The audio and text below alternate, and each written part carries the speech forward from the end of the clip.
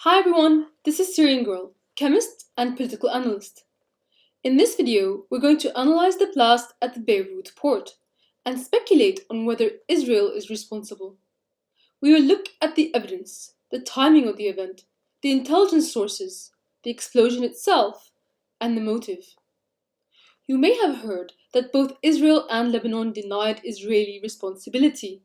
But the truth is, Lebanon's President Michel Aoun said the investigation into the incident will look for external interference. But I won't wait for the official results of that investigation. If there's any physical evidence of Israeli responsibility, it would have gone with the explosion. And I doubt that the officials will blame Israel, even if they suspect it, because they would then have to retaliate for this massive blast, and perhaps they're not in a position to do so. Therefore, it's perfectly reasonable for analysts to speculate. In fact, a Washington, D.C. think tank speculated that Israel was responsible for the explosion at another port in Iran last month. So if it's okay to speculate about an explosion at an Iranian port, then why not a Lebanese one? The claim is that the explosion was caused by ammonium nitrate stored close to fireworks at the port. While it's undeniable that there was ammonium nitrate and fireworks there, they were there for 6 years. The timing that the incident occurred in is what makes it more likely to be sabotage. Ammonium nitrate stores are not uncommon. They exist all over the world. Apparently, there's an ammonium nitrate store in Australia that is 4 times as large as the one that blew up in Beirut, and it's close to the city of Newcastle. The head of Safe Work in South Australia said ammonium nitrate is a low risk for storage, and that she can't imagine what happened in Beirut for such an accident to occur. You know what happened? Israel happened. Now let's get back to the timing of the event. Also, as said earlier, Iran had a series of explosions and fires over the last month. Israel's defense minister, Benny Gantz, stopped short of acknowledging his government's role in Iran's sabotage, saying only that Israel was not necessarily involved in every incident. On the 26th of June, there was an explosion at an Iranian military development base. On the 1st of July, there was an explosion at an Iran nuclear plant. On the 15th of July, there was fires and explosions at an Iranian port that destroyed 7 ships. On the 19th of July, there was an explosion at a medical center in Tehran. And on the 4th of August, there was an Iranian industrial area fire. 4th of August, the day of the Beirut blast. The analyst Andrea Stryker suggested that Iranian assets would face a summer of nuclear sabotage. When I suggested to Andrea that the Beirut blast was exactly the kind of sabotage she warned about, she denied the possibility, claiming that Israel would only do surgical strikes at Hezbollah assets.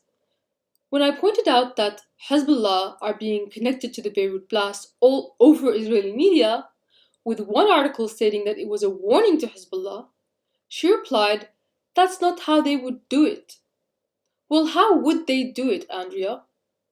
The IDF's chief of general staff said they'd strike within urban areas in their next war with Lebanon. במלחמה הבאה אנחנו נתקוף בעוצמה את המרחב האורבני. Andrea's excuse is that Israel doesn't desire to kill civilians. As if they don't kill civilians. They're openly ethnically cleansing Palestinians in front of the entire world. In fact, the leader of Israeli Zehut party, Moshe Feilin, said seeing Beirut's explosion gave him great joy and that it was a gift from God for Israel's Valentine's Day. Interesting timing. Not only was it Israeli Valentine's Day, it was also the same week that the results of the Rafiq Hariri tribunal were supposed to come out. It has also been pointed out by several people that today is this week is the week that the international criminal courts will decide on elements of the assassination of the former Lebanese Prime Minister Rafiq Hariri. It's indicative of the intent of someone who wants to sow havoc and discord in Lebanon. Also interestingly timed, a week of the attack, Israel was shelling the Lebanese border and a civilian area was hit. Israel is constantly breaching Lebanese airspace.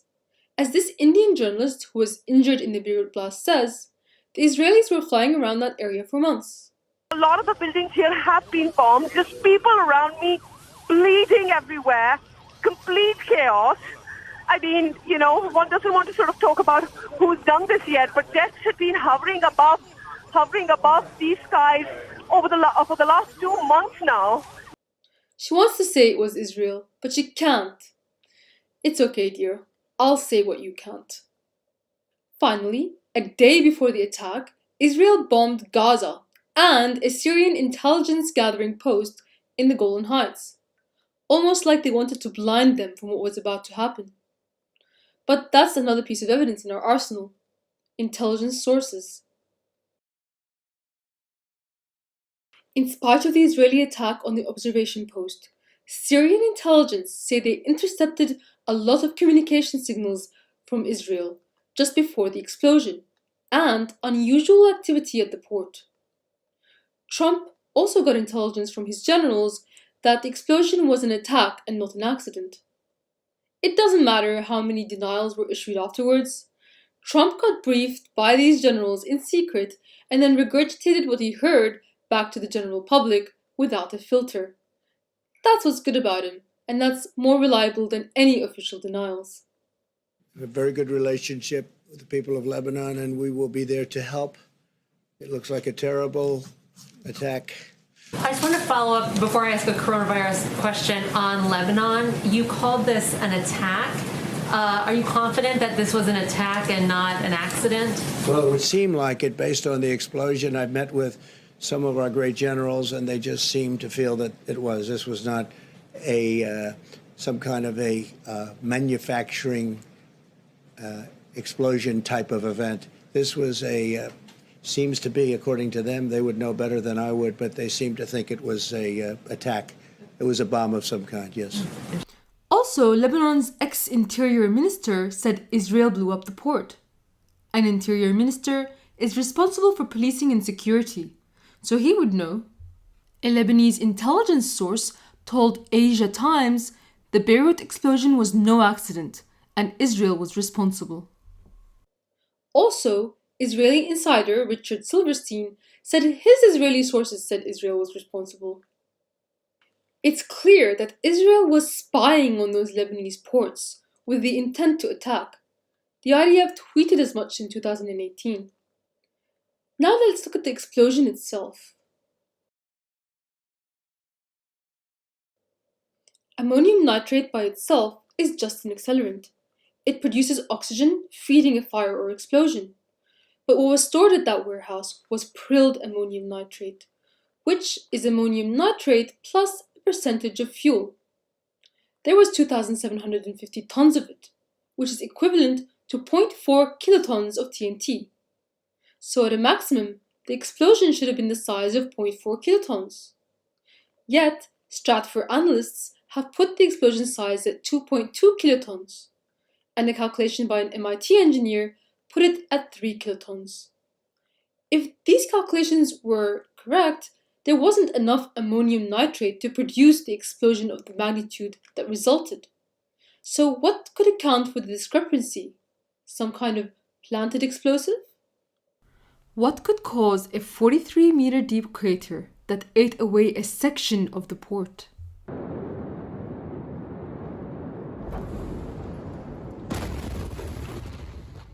The damage would have been worse, but the ocean took about 50% of the blow. The wheat silo building took a large percentage too, and preserved a lot of the city. You can see the flashpoint before the blast. It seems to be a bit above ground. The center of the crater is also interestingly not centered at the warehouse. I also found it interesting that the blast was perfectly spherical. One thing I should mention here is that the videos circulating that show a missile hitting the port are completely fake. If you've seen one, it's fake. I have all the original videos from the blast and none of them show a missile. I will note that some of the firefighters said they heard drones or planes nearby.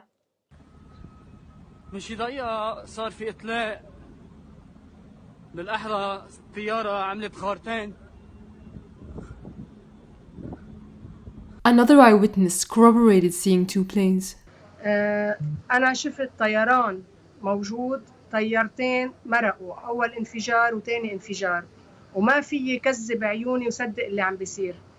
But regardless of what they heard, there was no video of any missile. The insistence on a missile is a red herring anyway, when sabotage is already enough. First responders collecting the bodies seemed convinced this wasn't an accident. منو انفجار هذا صاروخ، لك القتلة بالأرض، رح فرجيكم القتلة بعد ما حدا قرر عليهم. 1 2 3. Unfortunately, all of those firefighters died in the blast. One of the firefighters was engaged, so the groom attended her funeral in his wedding suit. Now let's talk about motive, who benefits, and the politics surrounding the event. The US has been waging an economic war in Lebanon for the last 6 months. They've done this through extreme sanctions and control of the central banks. This caused the Lebanese currency to lose 80% of its value. The economic lifeline for Lebanon was that port in Beirut. Furthermore, the explosion caused 181 deaths, 34 of which were Syrian, 6,000 injuries, and 10 to 15 billion US dollars in property damage, leaving an estimated 300,000 people homeless. That alone caused an impact on the economy. The purpose of all this is to cause social unrest in Lebanon and have the government request aid on the condition that Hezbollah disarm. As soon as the explosion hit, while the blood was still on the streets, the mainstream media began pushing the story that a Hezbollah weapons facility was hit. The narrative was supposed to be that Hezbollah is the cause of the explosion and that international forces are needed to oust them. There's one myth I have to dispel. Hezbollah did not run that port, and they did not store weapons there. An American military contractor actually inspected that port in 2016 and noted the presence of ammonium nitrate. If Hezbollah were hiding weapons in that port, they would never have allowed an American military contractor to inspect it. Now, there's unrest in the streets of Beirut. Macron, the butcher of Paris, is spreading his tentacles all over Lebanon. He's talking about fixing corruption when he can't even fix it in France. He's sending in his warplanes to fly over Lebanese skies. US warships are also now docked at that port, and US federal agents are doing an investigation into a supposed accident in a foreign country, which is beyond bizarre, especially since Lebanon's president said he didn't want foreigners involved in it. At the end of the day, this is really just about isolating Syria, getting rid of Hezbollah so that the ever-expanding Israel can reoccupy and annex it. This has been Syrian Girl. Please subscribe for more news and analysis. And if you're able to, please support me on Patreon. I will leave you now with the tragic footage of the explosion. The sound effect next to me, my wife is next to me. She does the sound effect. معقول السيارات بقلبه؟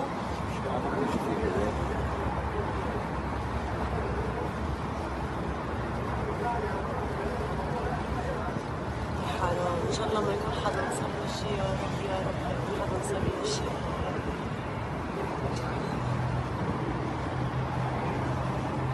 يا رب ما يكون حدا نصب له شيء. ما فيهم يطفوها، شو هن هول الاثنين لازم يهربوا. إذا في حدا جوات هون الكارثة.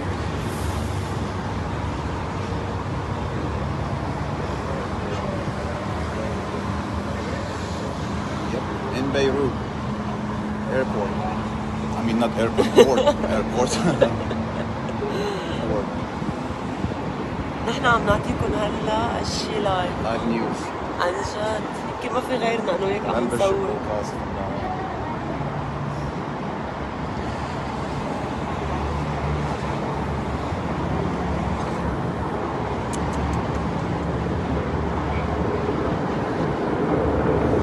هيدا الصوت يا مشحرة، فوت فوت فوت عماد، فوت فوت فوت فوت يا ماما، ايه يا ماما، يا ماما عماد فوت، بليز بليز فوت.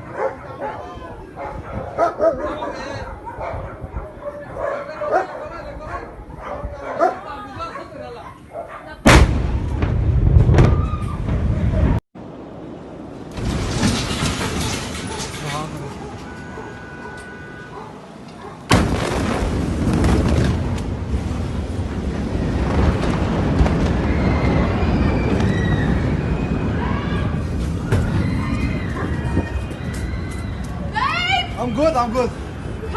What is it? منيح.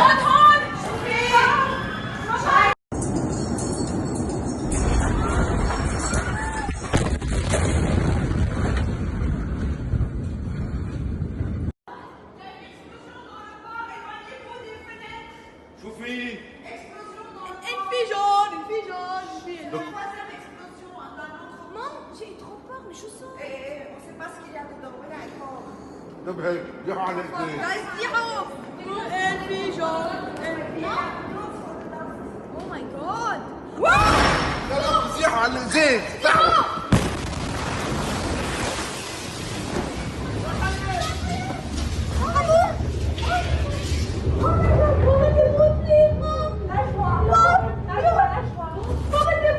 راح تموت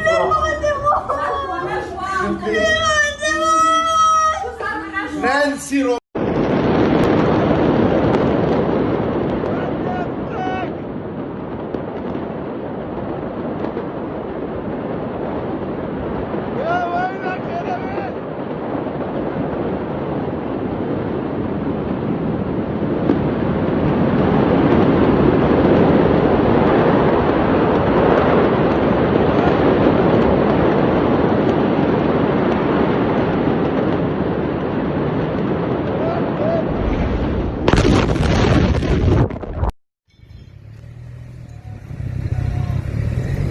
شباب، هيدا أنا تحت هون، ما في بناية فوق التاني، الله يعين العالم. هيدا البور الله بيعرف كم قتيل فيه، الله بيعرف كم قتيل فيه. ليك